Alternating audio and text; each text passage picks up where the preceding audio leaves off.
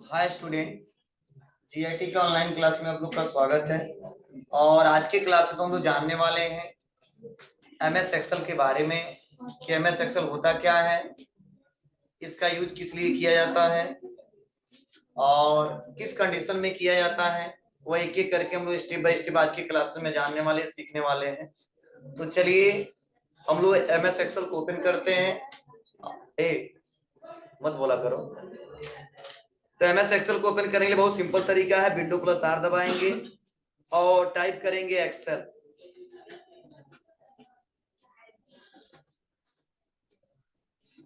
अब देखिए, जैसे हम लोग विंडो प्लस आर दबाएंगे और मैंने जैसे एक्सेल टाइप किया तो हमारे सामने कुछ ऐसा इंटरफेस आ गया। अब इसमें कई सारे ऑप्शन दिखाई दे रहे हैं। तो सबसे पहले जो हमको काम करना है, सीखना है, तो वह है ब्लैंक वर्कबुक। मतलब ब्लैंक वर्कबुक में ही काम करेंगे तब बेटर तरीके से हम लोग कोई भी डाटा एंट्री का काम कर सकते हैं, कैलकुलेशन कर सकते हैं। क्योंकि ये जो दिए गए पहले से बने बने दिए गए हैं उसका इस्तेमाल आसानी तरीके से नहीं किया सकता है। तो पहले तो ब्लैंक पे काम करेंगे, जब ये सीख जाएंगे तो बने बने फॉर्मेट भी आसानी तरीके से काम कर सकते हैं। तो इसके लिए हमको क्लिक करना होगा ब्लैंक वर्कबुक पे। तो जैसे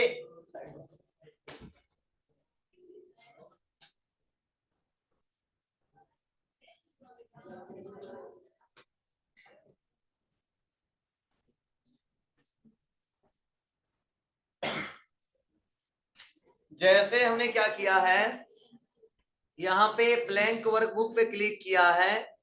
तो सबसे जानते हैं लोग एक्सेल का इस्तेमाल क्या है, किस कंडीशन में किया जाता है। तो जिस प्रकार हम लोग एमएस वर्ड को सीखे थे कि किसी भी डॉक्यूमेंट्स को क्रिएट कर सकते हैं, कोई बुक तैयार कर सकते हैं, उसको सेव कर सकते हैं, प्रिंट कर सकते हैं, वैसे ही एमएस एक्सेल का भी प्रयोग करके कोई भी हम लोग डाटा एंट्री का काम कर सकते हैं, उस डाटा पे कैलकुलेशन कर सकते हैं। और इसीलिए एमएस एक्सेल को स्प्रेडशीट प्रोग्राम के नाम से जाना जाता है। मतलब क्योंकि जो भी हम लोग को काम करना होता है डाटा एंट्री का, कैलकुलेशन का, वह सारा काम हम लोग सीट पे करते हैं और उस सीट को ही बोला जाता है स्प्रेडशीट। तो कैसे इस पे काम करेंगे, क्या क्या किया जा सकता है, वह अभी हम लोग एक एक करके स्टेप बाय स्टेप जानने वाले हैं। तो चलिए पहले इसके इंटरफेस के बारे में जान लेते हैं। तो मैंने पिछले क्लासेस में बताया था, समझाया था कि जो हमारा यहाँ से लेके और यहाँ तक जो पट्टी दिख रहा है इसे बोलते हैं टाइटल बार। क्या बोलते हैं? Title bar. और टाइटल बार में देखिए यहीं पे लिखा है बुक वन, जो मैंने अभी लिखवाया है कि एमएस एक्सेल का बाय डिफॉल्ट जो फाइल नेम होता है वो होता है बुक वन। मतलब जब भी हम एमएस एक्सेल को ओपन करते हैं और उस पर कोई डाटा काम किया नहीं किया उससे मतलब नहीं है, जब भी ओपन करते हैं तो लिख के आता है बुक वन। इसीलिए बोला जाता है कि एमएस एक्सेल का बाय डिफॉल्ट फाइल नेम क्या है, पहले से क्या नाम दिया रहता है, तो बताएंगे बुक वन। और किस पे काम कर रहे हैं? एक्सेल पे काम कर रहे हैं। और देखिए हमारे मुख्य रूप से इसमें 3 बटन होते हैं, मिनिमाइज, मैक्सिमाइज और क्लोज बटन। ठीक है। उसके बाद से मैंने कोने में यहाँ पे बताया था इसे क्या बोलते हैं, क्यूक एक्सेस टूल बार, जिसमें 3 बटन होते हैं, सेव, अंडू और रीडू। सेव, अंडू और रीडू। और जो सेव, अंडू और रीडू है इसका इस्तेमाल हम लोग क्यूकली बार बार करते हैं। ठीक है। कोई काम किया उसको सेव करना हो, अंडू करना हो या रीडू करना हो तो बहुत ज्यादा इसका इस्तेमाल किया जाता है, इसीलिए नाम रखा गया क्यूक एक्सेस टूल बार। और उसके बाद से यहाँ पे जो दिख रहे हैं home, insert, page layout, formula, ये हमारे मेनू है जिसे बोलते हैं होम मेनू, इंसर्ट मेनू, पेज लेआउट मेनू, फार्मूला मेनू। उसके बाद से इसी के अंदर हमारे ग्रुप दिए गए हैं, clipboard, font, alignment, number, style, cell, editing. अब इनके अंदर बहुत सारे ऑप्शन दिए गए हैं जो हम लोग डाटा एंट्री करते समय इन सभी ऑप्शन का इस्तेमाल एक एक करके करेंगे। और उसके नीचे जस्ट यहाँ पे पतला सा पट्टी बनाया गया यहाँ पे और इसका नाम दिया गया फार्मूला बार। मतलब जो यहाँ से लेके यहाँ तक जो बड़ा सा पट्टी दिखाया जा रहा है इसे फार्मूला बार बोलते हैं। और फार्मूले बार में यहाँ पे देखिए, यहाँ पे G5 लिखा है, यहाँ पे FX लिखा है, यहाँ पे यह पूरा स्पेस खाली है। इसका मतलब क्या होता है ये समझते हैं। तो देखो पहले तो कोई पूछता है इस पूरे जो पतला सा पट्टी बनाया गया है ऐसे, इसको किस नाम से जानते हैं, तो बताएंगे फार्मूला बार। अब फार्मूला बार में देखो यहीं पे लिखा है G5, उसके बाद से यहाँ पे लिखा है फैक्स, उसके बाद से यहाँ पे कुछ नहीं लिखा गया है। इनका मतलब क्या है, तो पहले मैं इसको डिस्कस कर दूं क्योंकि नया है और आपको समझना बहुत जरूरी है। देखिए यहाँ से यहाँ तो जो पतला से पट्टी दिख रहा है, ठीक है, मैंने बोला है अभी, इसे बोलते हैं फार्मूला। क्या बोलते हैं, फार्मूला। उसके बाद से यहाँ पे देखिए मैंने यहाँ पे क्या किया, यह जो यहाँ पे G5 दिख रहा है, मैंने बोला इसे बोलते हैं नेम बॉक्स। क्या बोलते हैं, नेम बॉक्स। ध्यान देना क्या होता है अभी डिस्कस करेंगे। नेम बॉक्स या कई लोग बोलते हैं एड्रेस बार, ठीक है। उसके बाद से यहाँ पे फिर से आते हैं और यहाँ पे जो एफएक्स दिख रहा है इसे हमने नाम दिया है, इसे बोलते हैं इंसर्ट फंक्शन। इंसर्ट फंक्शन मतलब यह है नेम बॉक्स या एफएक्स इंसर्ट फंक्शन, आप पूरे को बोलते हैं फार्मूला बार। अब इन सबका मतलब क्या होता है ये एक एक करके हम लोग समझते हैं। देखिए यहाँ पे लिखा है G5, थोड़ा मैं इसको हटाता हूं, और यहाँ पे लिखा है देखो इस बार J7, उसके बाद से यहाँ पे आ जाते हैं लिखा है G1, यहाँ पे लिखा है A1। मतलब क्या है, मतलब यही है कि देखिए जो ABCDE जो दिख रहा है इसे बोलते हैं कालम। क्या बोलते हैं, कालम। जो 1 2 3 4 5 6 दिख रहा है इसे बोलते हैं रो। अभी हमने समझाया है, इसे ABCD कालम है। यहाँ पे 1 2 3 4 5 ये हमारा क्या है, ये रो है। अब जो हमारा रो और कॉलम है इससे मिलके सेल बना है। अब जिस सेल में हम क्लिक करते हैं उस सेल का हमारा एड्रेस दिखाया जाता है किसमें, नेम बॉक्स में। देखो हम P कॉलम में और पहले रो में है तो क्या लिखा है P1, मतलब P मतलब कॉलम नंबर P और रो 1। अब देखो A तो A1 मतलब कॉलम A रो नंबर 1। फिर से देखो यहाँ पे 15 पे आ गया A15 मतलब यहाँ पे कॉलम नंबर हमारा क्या है A है और हमने रो में किसमें काम कर रहे हैं 15 में। तो देखिए यहाँ पे आ जाते N, तो N1 मतलब यह कोई पूछता है कि नेम बॉक्स क्या होता है तो बताएंगे सेल का एड्रेस बताता है कि प्रेजेंट टाइम में किस सेल पे आप क्लिक किए हो। समझे, किस सेल में हम क्लिक किए वो सेल का एड्रेस बता रहा है। देखो B1 B column row 1, clear है। इसे बोलते हैं नेम बॉक्स या एड्रेस बार। चलिए उसके बाद अगला है इंसर्ट फंक्शन। इसका क्या मतलब है, जो एफएक्स दिख रहा है इसे बोलते हैं इंसर्ट फंक्शन। मतलब इसमें जितने एक्सेल के फार्मूले होते हैं इन सबका लाइब्रेरी है एक प्रकार का। मतलब जितने फार्मूले हैं सबको शो करके देखना है तो आप एफएक्स पे क्लिक करके और देखिए यहाँ पे ऑप्शन दिखाई दे रहा है, आप जितने फार्मूले हैं आप सर्च कर सकते हो। मतलब इसमें एक्सेल में जितने फार्मूले दिए गए हैं जिसका इस्तेमाल करके डाटा पे काम करते हैं वह सभी इंसर्ट फंक्शन में दिखाई देते हैं। मतलब फंक्शन का मतलब है कि अलग अलग टाइप्स के अलग अलग फंक्शन होते हैं। जैसे मान लो हमने लिख दिया क्या, लिख दिया काउंट, तो देखिए काउंट एक फार्मूला है। जैसे गो पे क्लिक करेंगे तो देखिए यहाँ पे काउंट अभी ओपन हो जाएगा, आ गया। अभी लिखेंगे यहाँ पे क्या सम, तो यहाँ पे गो पे क्लिक करेंगे तो यहाँ पे सम फार्मूला आ जाएगा। मतलब जितने एमएस एक्सेल में फार्मूले दिए गए हैं सबका लाइब्रेरी यहीं से हम शो करके देख सकते हैं और यहाँ से फार्मूला भी लगा सकते हैं। ठीक है, तो चलिए सबसे पहले इसको क्लोज करते हैं। बस इतना मैं मुझे बताना था आज के क्लासेस में कि इसको बोलते क्या है और इसमें दिखता क्या है। तुमने क्या बताया आपको, एफएक्स को क्या बोलते हैं, इंसर्ट फंक्शन। तो इसमें क्या दिखाया जाता है, जितने एमएस एक्सेल में फार्मूले होते हैं सबका लाइब्रेरी होता है। ठीक है, जैसे देखो सेलेक्ट कैटेगरी, अगर मैं यहाँ पे सेलेक्ट करता हूँ फाइनेंशियल फंक्शन तो देखो फाइनेंशियल फंक्शन दिख रहा है। अगर क्लिक करता हूँ डेटेड तो डेटेड फंक्शन दिख रहा है। अगर क्लिक करते हैं मैथमेटिक्स से रिलेटेड तो यहाँ पे दिख रहा है। अगर क्लिक कर देते हैं स्टैटिस्टिकल्स तो यहाँ पे दिख रहा है, मतलब जैसे सेक्शन लेंगे ना वैसे हमारे फार्मूले भी दिखेंगे। तो ये हमारा इंसर्ट फंक्शन, इसको क्लोज करते हैं। क्या होता है, कैसे यूज करेंगे आगे बढ़ाएंगे हम। उसके बाद से नेक्स्ट क्या है, फार्मूला बार, मतलब इस पूरे को फार्मूला बार ही बोलते हैं। जो बगल में यहाँ पे बॉक्स दिख रहा है इसको भी फार्मूला बार बोला जाता है।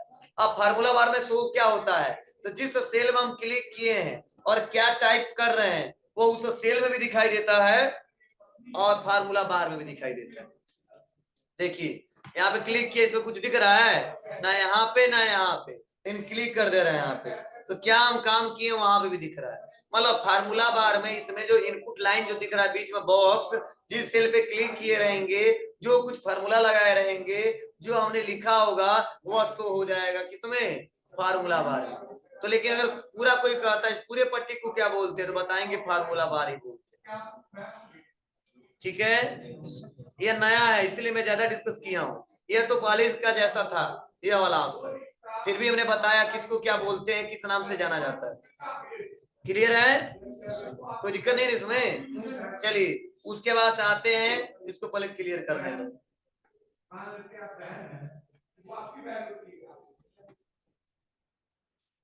अब देखिए उसके बाद से मैंने बोला ए बी सी जो दिख रहा है क्या है, सी कॉलम है, और 1 2 3 जो दिख रहा है क्या है, रो है। अब देखो मैंने बोला है ना, और यहाँ पे देखो क्या दिख रहा है, सीट, सीट 1 दिख रहा है आपको, तो सीट 1 यहाँ से देखिए क्लिक करेंगे प्लस पे तो सीट 2 आ जाएगा, सीट 3 4 5 प्लस पे क्लिक करते रहिए, यहाँ पे सीट हमारे ओपन होते जाएंगे, समझे ना। आज जिस सीट पे क्लिक करना है क्लिक करके आप काम कर सकते हो। देख लो यहाँ पे या यहाँ पे जिस सीट पे काम करना काम करोगे तो पहले सीट पे काम करने के बाद तब दूसरे पे जाएंगे, दूसरे के बाद तीसरे पे जाएंगे, जैसे जैसे डाटा बनता जाएगा सीट लेते जाएंगे। अगर एक ही सीट पे हो जा रहा तो कोई बात ही नहीं है, समझे ना। चलिए अब यहाँ पे ध्यान दो, जो कॉलम है रो है, तो मैंने अभी बोला है कि लगभग 10 लाख लोगों का डाटा बना सकते हैं और 16,000 हेडिंग बना सकते हैं जी। मतलब जो रो का संख्या होता है एक्सेल में वह होता है 10,48,576। अगर कॉलम का पूछा जाए तो बताओगे 16,384। तो ध्यान देना ये क्वेश्चन बार बार पूछा जाता है, तो देख लीजिए कॉलम का संख्या लिख लीजिए क्योंकि बार बार क्वेश्चन पूछे जाते हैं। दिखाऊंगा कहाँ कैसे होता है।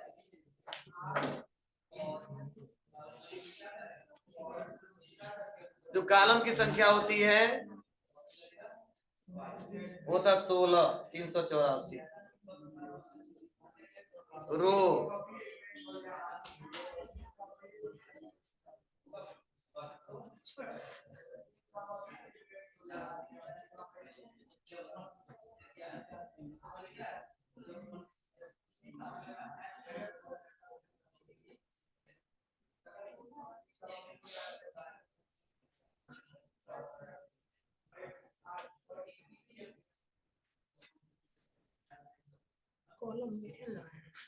कॉलम ये रहता है कॉलम।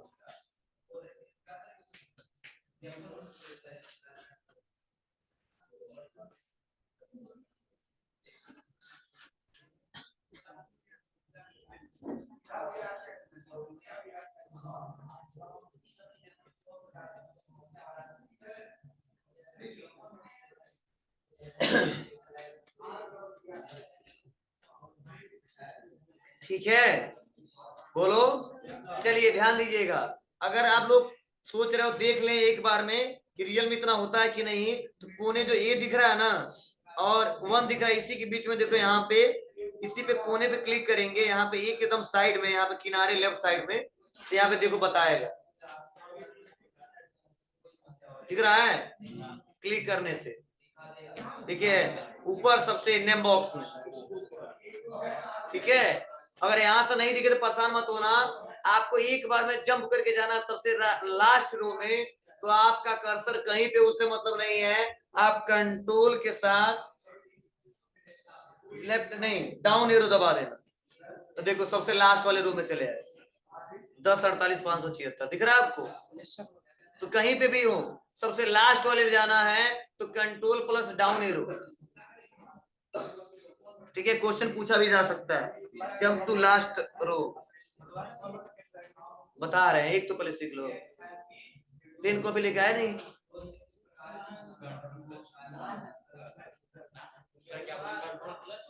कंट्रोलर डाउन एरो, और सबसे ऊपर जाना, पहले पे जाना है तो कंट्रोल प्लस अप एरो, नहीं तो नीचे आते रह जाएंगे हम लोग। Control plus up arrow first row पे जाने के लिए।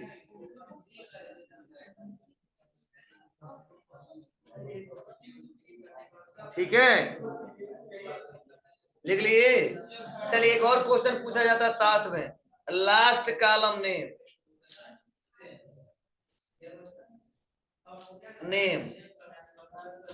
जो लास्ट कॉलम नेम होता है वो होता है x F D.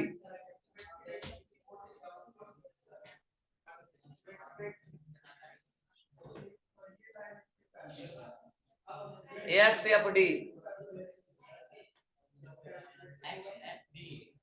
X F D, ठीक है जी ना? हाँ नेम है, लास्ट कॉलम नेम।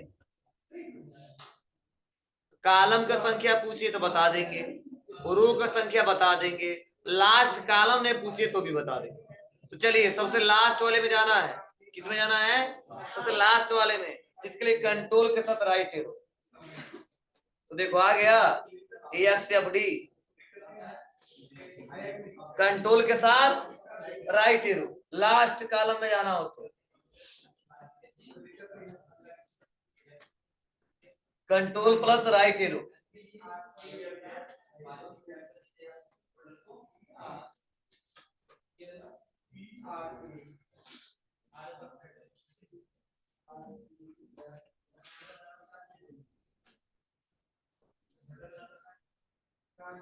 ठीक है, और फर्स्ट कॉलम में आना तो control plus left arrow, control plus left arrow.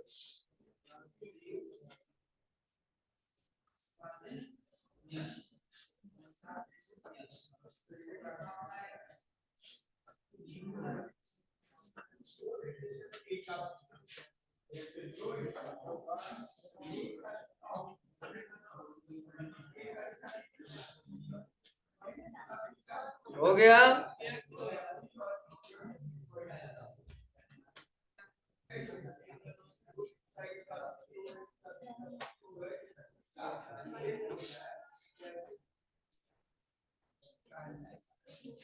और एक बात सुन लो, समझ लो, जैसे मान लो सबसे लास्ट रो में चले जा रहे हैं, लास्ट कॉलम में भी चले जा रहे हैं, अगर मान लो बीच में रो नंबर 200 पे आना है तो ऐसे एक एक करके आना पड़ेगा, समझे ना?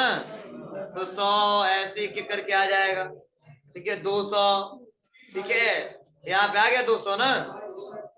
अगर आप चाहते हो तो आप लिख दोगे तो भी चले जाओगे। कैसे? आपको ऐसे टाइप करना होगा, हमको जाना है B10, लिखेंगे B10 इंटर, तो बी कॉलम में चला जाएगा और रो नंबर 10 में आ जाएंगे ना। मतलब किसी पार्टिकुलर कॉलम और रो में जाना है तो उसके लिए क्या करना पड़ेगा? आपको नेम बॉक्स में टाइप करना होगा। जब नेम बॉक्स में टाइप करेंगे तो जा सकते जंप करके।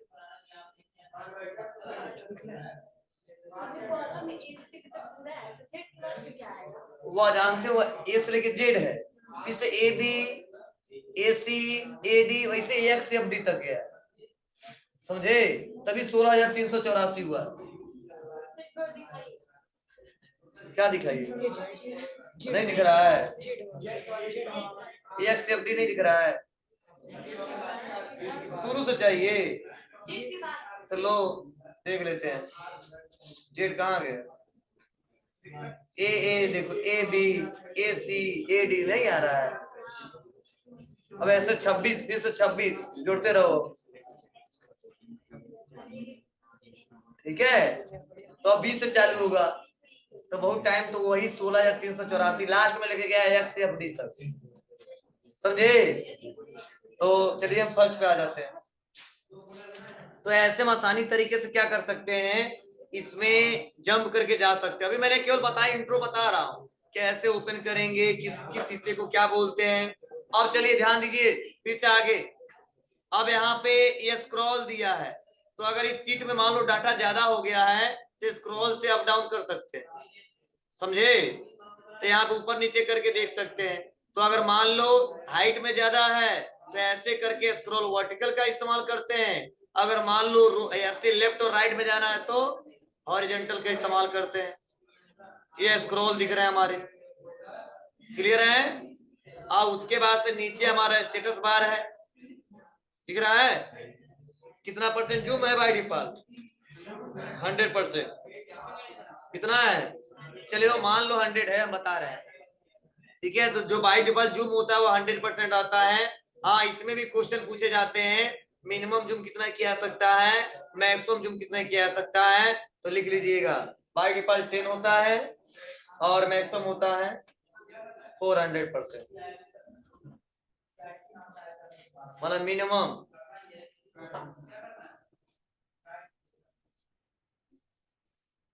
मिनिमम जो जूम होता है होता 10%, समझे ना।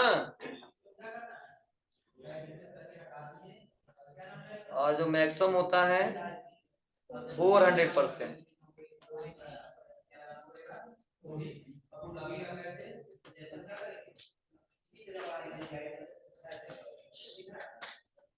और बाई डिफॉल्ट कितना होता है? 100 होता है।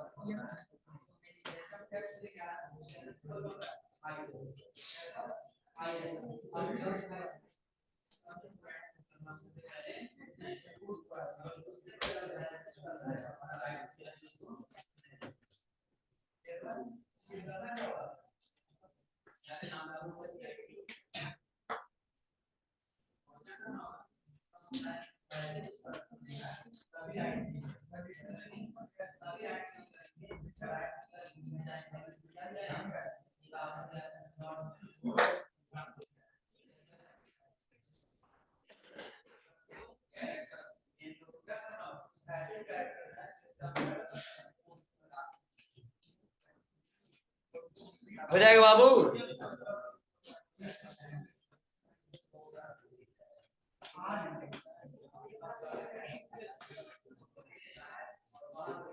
चलिए, अब तो हमने बताया आपको कि किसको, किस इंटरफेस को किस नाम से जानते हैं। चलिए अब थोड़ा हम आते हैं यहाँ पे, सुन लो। जैसा डाटा रहता है वैसे हम लोग सीट का नाम भी देते हैं, ठीक है। देखो लिखा सीट 1, तो सपोज इस सीट पे क्या बनाने वाले हैं, student record, student database, student list. जो बनाना है उसको हम लिख देते तो सबसे अच्छा रहता है, आगे हम लोग डाटा देखने में इजी रहता है और आसानी तरीके से खोजने में भी इक्वल तरीके से आसानी तरीके से खोजा जा सकता है। कैसे?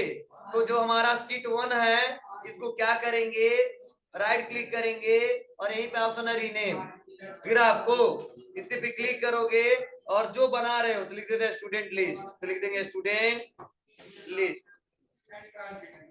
तो फायदा क्या है, अब जैसे ओपन करेंगे तो लिख जाएगा स्टूडेंट लिस्ट सीट 2 3। तो जब भी ये स्टूडेंट लिस्ट पे जाना है तो क्लिक कर देंगे स्टूडेंट लिस्ट पे, समझे ना। तो इसलिए नाम मान लो यहाँ पे स्टूडेंट लिस्ट बना रहे हैं, दूसरे पे राइट क्लिक किया रीनेम, और दूसरे बना रहे कस्टमर डाटा या कस्टमर डिटेल, तो कस्टमर डिटेल, तो लिख दिया कस्टमर डिटेल। तो यहाँ पे हमको क्या इंडिकेट करेगा, यहाँ पे स्टूडेंट लिस्ट है और यहाँ पे कस्टमर डिटेल है। यहाँ पे राइट क्लिक किया रीनेम और मैंने बोला यहाँ पे सप्लायर डिटेल, मतलब मेरे कस्टमर मेरे ग्राहक जितने इनका है और मेरे सप्लायर इनका डिटेल यहाँ पे, समझे। और यहाँ पे हमने मान लीजिए रीनेम किया और यहाँ पे लिख दिया परचेज रिकॉर्ड। फॉर एग्जाम्पल मैं एक बात बता रहा हूँ आपको, परचेज रिकॉर्ड कितने का परचेज किया है सब रिकॉर्ड यहाँ पे। उसके बाद से हाँ डबल क्लिक करके भी रीनेम कर सकते हो, यहाँ पे राइट क्लिक ना करना चाहते हो तो डबल क्लिक, यहाँ पे डबल क्लिक कर दोगे तो हाईलाइट हो जाएगा और लिख देंगे सेल्स रिपोर्ट।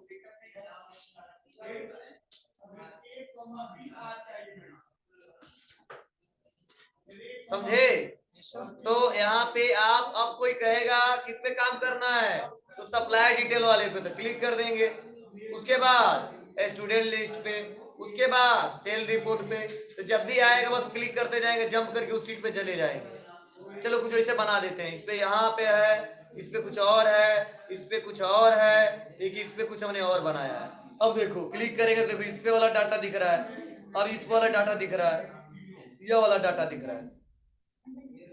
क्लियर है ना जी? बना लोगे ना यार? चलिए, अगर आप चाहते हो तो आसानी तरीके से इस्तेमाल करके देख सकते हो। हाँ, अगर मान लो, सुन लो, अगर गलती से आपने क्या किया है, इसमें सीट ज्यादा ला दिया है, तो आप क्लिक करके, राइट क्लिक करके डिलीट कर सकते हो। क्लिक डिलीट, क्लिक डिलीट, जितना लाए हैं डिलीट। ये गलती से बना दिए, इसको भी डिलीट, राइट डिलीट। अब रहने देना, बस यही 3 पे काम करना है, फिर से जरूरत पड़ेगा ला देंगे। समझे? हाँ, तो बीच में डिलीट किया तो इसे आएगा ना, फिर रीनेम कर देंगे, उसे क्या मतलब, हो जाएगा ना। तो आप अपने रिक्वायरमेंट के आधार पे आसानी तरीके से कर सकते हो, सेलेक्ट नहीं चाहिए डिलीट कर देते हैं। तो आज आपको बस इतना ही, बस जाना है, ओपन करके देखना है किस इंटरफेस को क्या बोलते हैं, जो शॉर्टकट की इस्तेमाल किया हूं वह देखिएगा। कल से हम लोग इस पे काम करना सीखेंगे, आज केवल इसका इंट्रो है, ठीक है? आज भी बस इतना।